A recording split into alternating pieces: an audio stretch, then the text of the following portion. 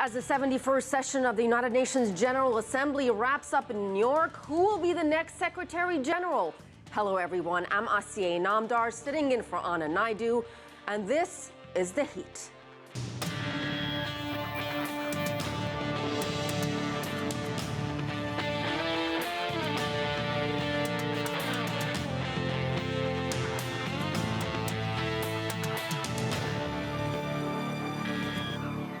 The global challenges are daunting: hunger, gender equality, and climate change among them. So last year, the United Nations laid out what it calls Sustainable Development Goals, or SDGs, an ambitious 15-year universal call to action to end poverty, protect the planet, and ensure that all people enjoy peace and prosperity. Later, we'll talk with two philanthropists joining in that effort. But first, whoever succeeds Ban Ki-moon as the next UN Secretary General will inherit those challenges and much more. Joining us from the United Nations is CCTV's Liling Tan. Liling, who are some of the leading candidates and how does this election work exactly?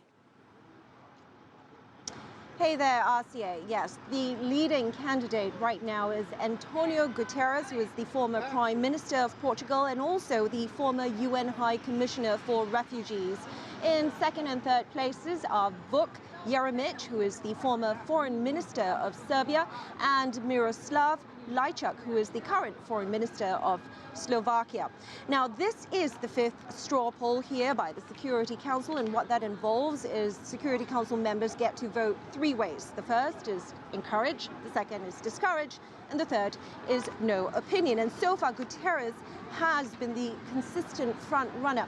However, Asiye, he is not a shoe-in for the UN's top job just yet. There will be another round of polling in October, and next round, the permanent 5 members of the Security Council can get to veto any candidate that they definitely don't like. And there are a few that aren't exactly favorites. Now, for example, Russia is reportedly not too keen on the Portuguese candidate because he's a member of NATO.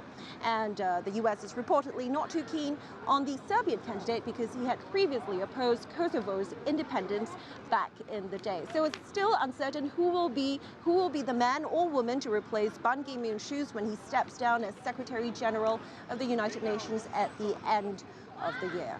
Asiye? Liling, let's talk about UN's Sustainable Development Goals, something I talked about at the top of the program.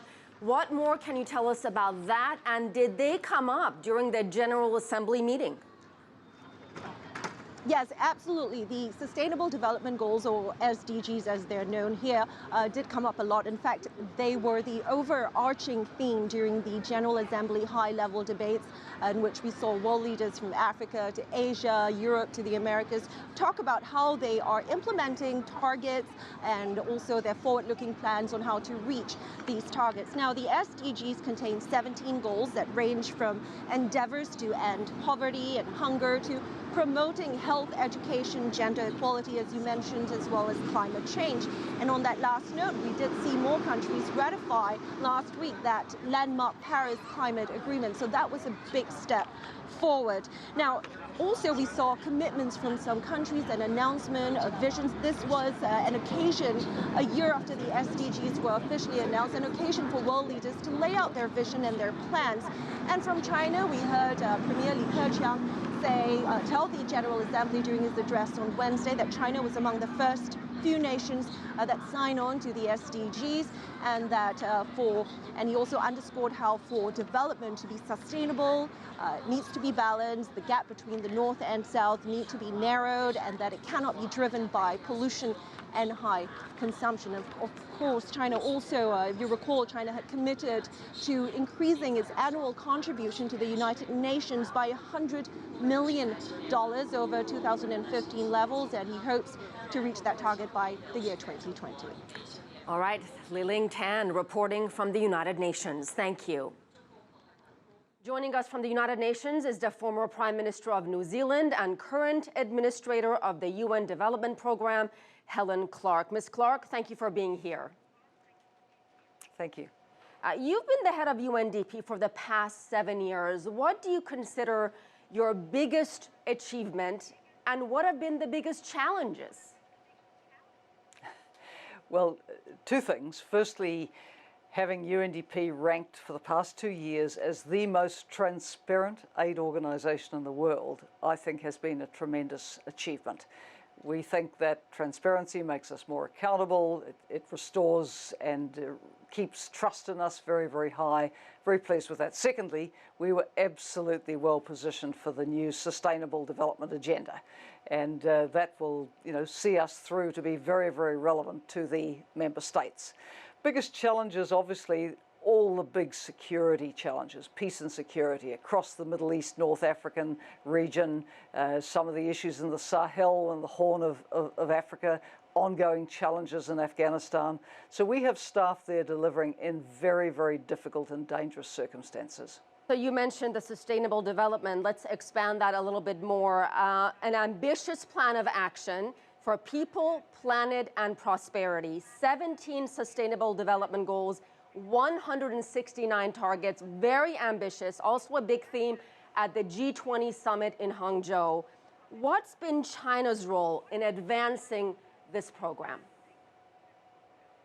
Well, firstly, China has signed on to the Sustainable Development Agenda like all other member states. Secondly, it's indicated that it will put quite substantial resource into supporting other countries to achieve the goals. Thirdly, there's so much experience to share between China and other countries. China has seen the greatest rise ever out of poverty in a short period of time, with hundreds of millions of people lifted above the poverty line. So it has so much to share in ways of best practice in these areas. I think China sees working through the United Nations as a big Chinese national priority. China also is a contributor to peacekeeping forces. It's now a very large contributor to the UN's budget. It supplies many talented staff to the organisation. It participates to a highest degree of seriousness in the deliberations of the General Assembly and the Security Council. So sitting where I sit as UNDP administrator, I see China as very engaged with the UN and wanting it to do well. Let's move on to disasters caused by climate change. We're talking about storms, flooding, droughts, heat waves. What is UNDP doing, Helen, to help countries deal with the increasing risk? Well, there's two aspects to the climate change response. One is the response to get countries onto a green economy course so that we don't continue to pollute our environment with fossil fuels. That's one thing.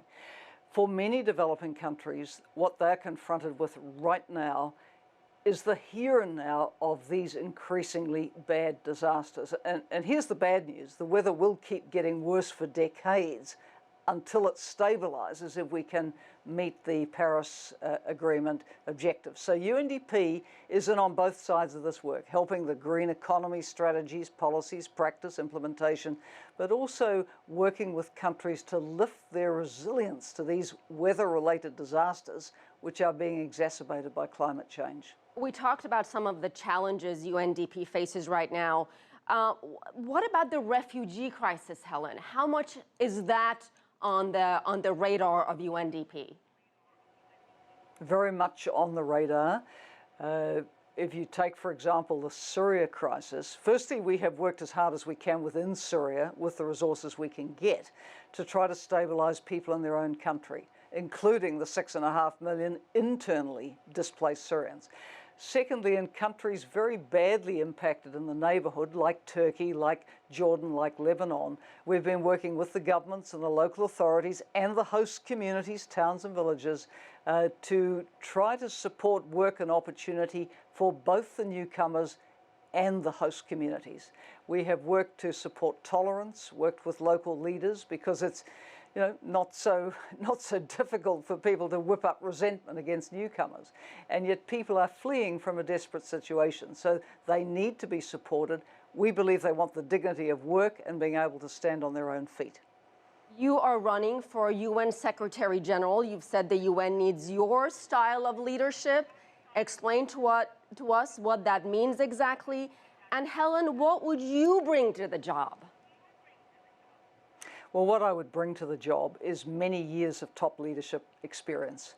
I served as my own country's Prime Minister for 9 years. I've been at UNDP for 7. I've been a leader in my region. I know a lot about running things and getting results. I'm very results oriented. The world faces so many challenges. The UN has to step up to be more effective in meeting them. That will require a different style of leadership. It requires the kind of experience that someone like I, as a long-term leader, has had. Is it time for the United Nations to have a woman at the helm? Well, after 71 years, many would say so.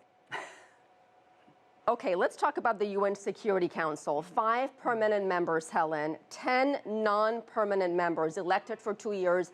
And a lot of people would say it's also time to add more permanent members. Your thoughts? Well, the member states of the United Nations, all 193 of them, have to come to an agreement about the best way forward. We have a UN which was designed in 1945. That was certainly before I was born, before most of humanity was born. And organisations need to be overhauled. They need to be, renovated. So this debate about the shape of the Security Council, the nature of the permanent membership, this will go on. If, as Secretary General, I can facilitate the debate to help the member states come to some understanding about the way forward, of course I will do that. What would you tell critics who say the UN has been ineffective? I think the UN does a tremendous amount of good around the world every day. I head the development arm. Actually, go out country by country. Generally, people have only very, very positive things to say. Positive things to say about the humanitarian response and many, many other areas of our work. But of course, these peace and security issues are extremely challenging. And I think we need to look at them with new eyes as well, because by and large, they're not the challenges that those who drafted the UN Charter in 1945 were thinking of meeting. We're looking at many non-state actors, militias, violent extremist groups. These things have their roots somewhere. Often they have their roots in marginalisation, in poverty, in exclusion.